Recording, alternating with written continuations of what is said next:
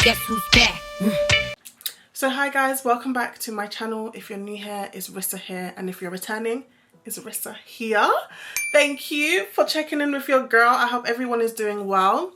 We are gathered here today because I decided to bring back my Fashion Talks with Risa series. I ate that like 2 years ago with the idea. You know what? Sometimes you have to take a break and look back at what you've done to realize that you were that girl and just continue. Just carry on as if nothing happened. I say all of that to say, obviously I took a very long break on YouTube, but I want to really talk to you guys about fashion and everything that it offers, because you know, fashion reflects life, politics, community, it reflects society, the economy, you name it. And I think that's why I love fashion. And you know, I thought, you know, I'm going to start a new series, and what better way to do that other than doing my top 5 2024 fashion trends for you guys, because we're halfway through the year. It makes sense to do this and also drop in some predictions for autumn winter. So without further ado, let's get into it. Just so you guys are aware, I do have my laptop here on my lap because your girl came prepared, okay? We're taking notes. Do you see how I come with notes and preparation? Very demure, very cutesy, very smart girl, very fashion graduate, bachelor's degree, okay? Shout out TikTok. Okay, so disclaimer, these are my top 5 trends from 2024. I'm sorry if I've missed out any trends that you guys like or have seen.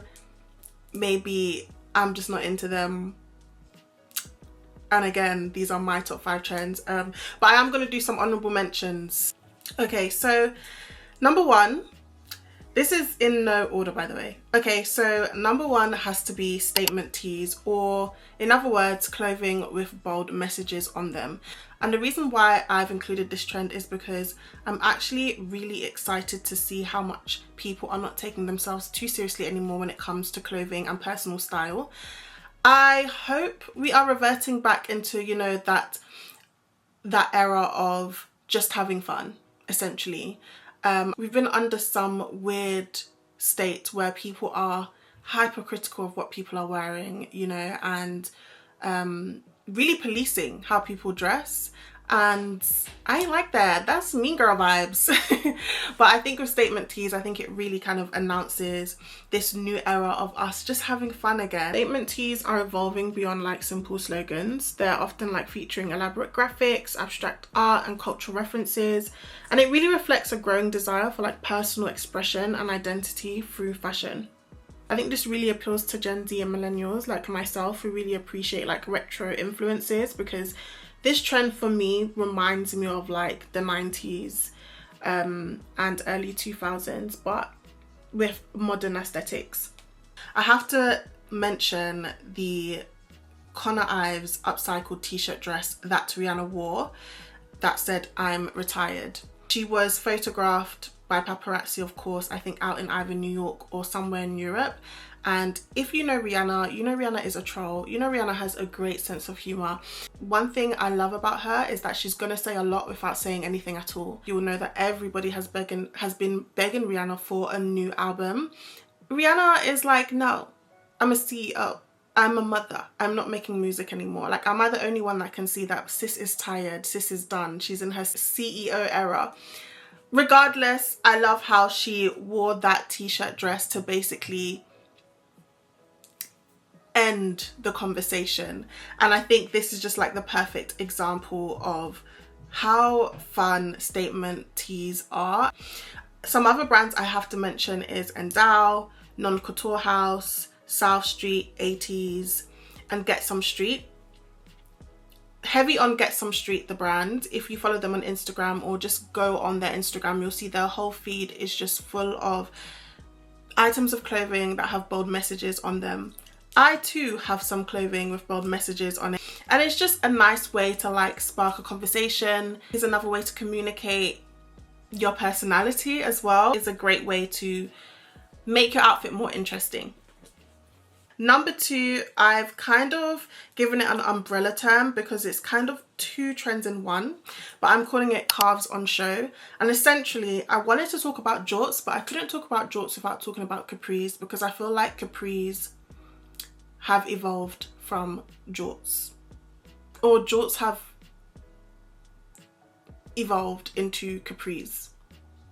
Does that make sense? Essentially everyone just has their calves on show, okay? What I have to touch on is that jorts are definitely for the more laid back casual girly that can, you know, rock sneakers, boots, yes, heels, or smart shoes. But I think with capris there's a specific silhouette vibe that you just have to exude when you wear capris. You have to do the ballet pump, you have to do the heel, you have to do the wedge, you know, you have to do the mule. I definitely think capris are for a specific style, but jorts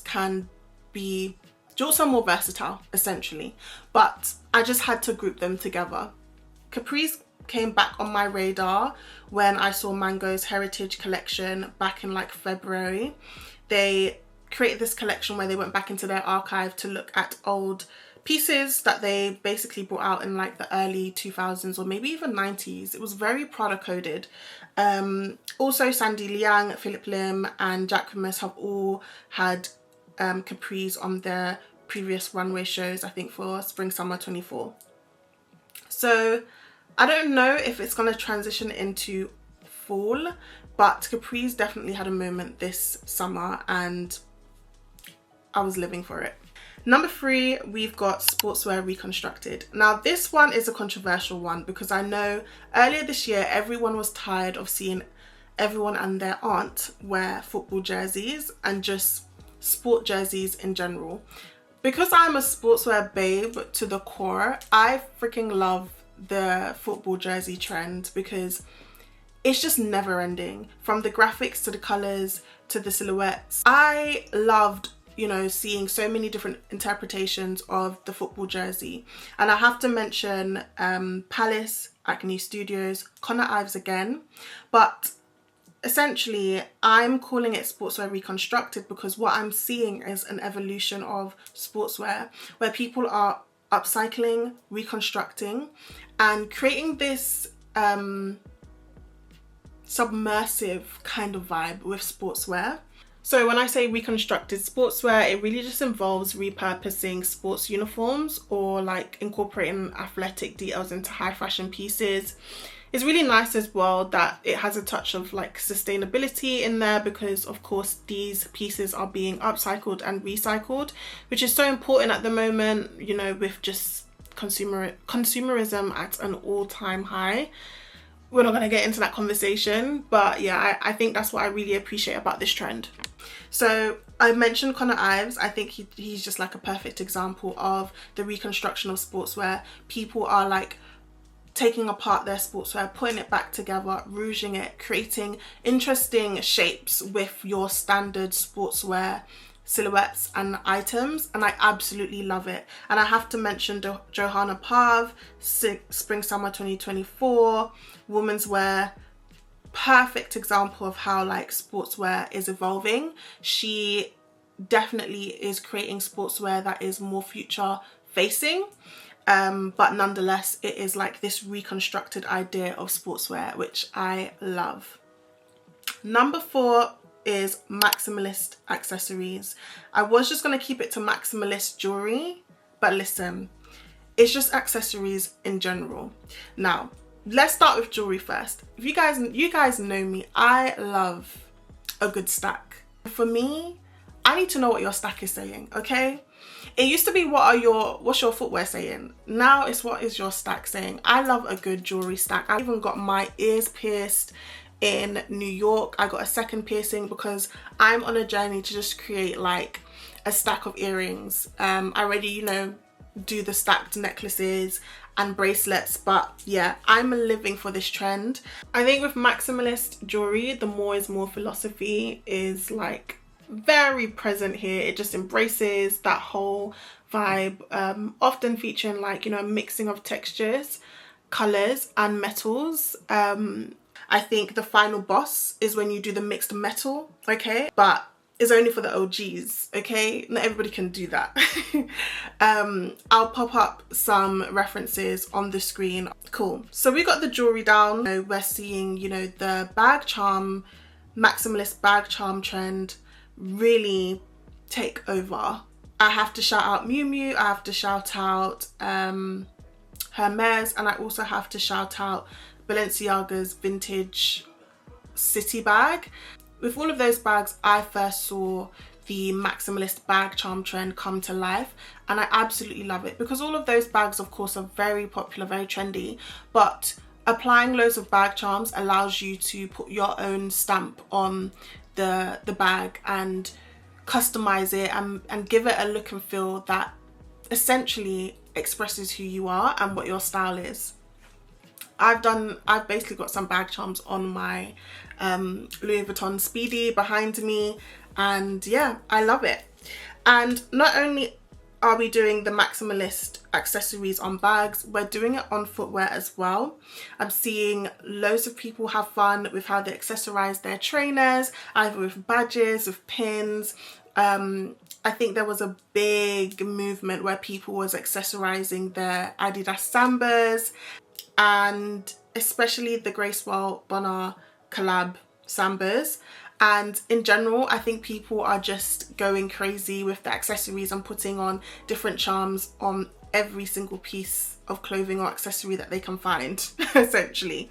I'm not mad at it. I love maximalist styling in general, and I just love how it allows you to put your own stamp on something that maybe a lot of people have as well. And number 5 is balloon skirts. I had to include this trend because I am a victim.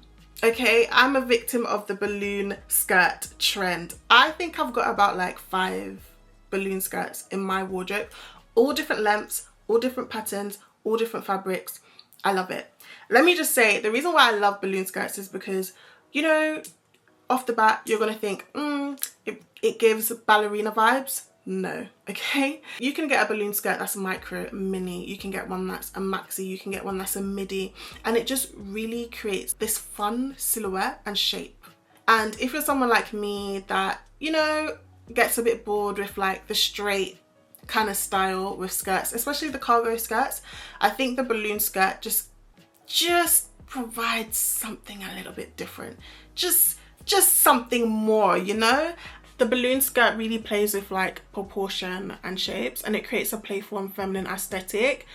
And then I guess with the rest of your outfit, that's where you can really play with, you know, whatever you want to express, whether it's a more masculine tomboy vibe. I live for a balloon skirt. You know, you can do the trainers, you can do like the boxy tee, and then you've got the balloon skirt, and I just think it's the most gorgeous look. I love it. And then paired with the New York New Era cap. Oh, honey, you're flirting with me. Okay, so now that we've got my top 5 fashion trends of 2024, I need to do some predictions, okay? And number 1 is big glasses. Now, big glasses, oversized glasses, has always been a thing, but I think this autumn winter is going to be even more of a thing. Shout out Tom Ford, because I think Tom Ford do the best oversized glasses, as well as Acne Studios and Dior, if you're a vintage sunglasses babe. I have been waiting for these sunglasses to go on sale by Acne Studios, guys. I can't justify paying that amount, but you know what, if they just don't go on sale, then maybe I just have to get them for the full price. But honestly, they are so gorgeous and I love them so much. I love a good oversized, obnoxious pair of glasses. Ugh. Okay, number 2 is fairy footwear. Now this trend, we saw a little peek of it. This year, but I think when we go into fall, winter, it's gonna take over. I have to shout out these fall, winter 2024 shows because this is where I saw the most fairy footwear, okay? David Comer, in general, there was just a lot of fare going on, but the footwear stole the show for me. I want some, they look like mops, but I kind of love that. And then we got Masha Popova, another brand that is really fun, really cool, kind of reminds me of 80s, and Acne Studios actually had a green pair of like mohair heels that are to die for. But anyways, Ferragamo, need I say more? And of course Diesel as well dipped their toe in the fairy footwear trend, which is so cute. And then lastly is XXL bags. This is a given because I think for summer XXL bags have also been a trend, which to be honest I should have included in my top 5, but I'm still gonna predict it for fall winter. And I just have to shout out some brands. Okay, the first one being Parallel Studios by Tiffany. She, I think, has mastered like the it bag. The craftsmanship of the bags, the fabrics, the material, the leather, you can tell a lot of effort has gone into those bags, and I think she definitely is owning the oversized bag kind of vibe. And then I have to shout out Amy Shahab. She has just recently put out like a butter yellow bag that is huge. It's kind of like the Hermes, but just like, yeah, gorge. The Rose Suede Brown bag is another XL bag that was definitely massive. Do you know what? I have to say the LV Speedy, like the huge large size, I think is the new like Speedy size. I feel like every single Speedy size has a moment, and I think as of recent, especially with the LV men shows that did really well, the huge Speedy bag is the size now, I have to say. So guys, that's it. Let me know what you think about my top 5 trends. Comment down below your favorite trends this year, and let me know what you predict for fall winter, and if you think what I've predicted is also correct, talk to me, okay? Let's have the conversation. I've literally got a list of topics that I have lined up to talk about for Fashion Talks with Risa. I'm so excited to get into it because, as I said, I'm not just the outfit of the day girly. We are going to sit down, we're going to talk about fashion, and yeah, we're going to deep dive and have girly chats about what I love the most, which is clothes. But yeah, I hope you guys enjoyed this video. Please, please, please comment, like, subscribe, share if you have to. Yeah, I'll see you guys in the next video, and I hope you enjoyed. Bye.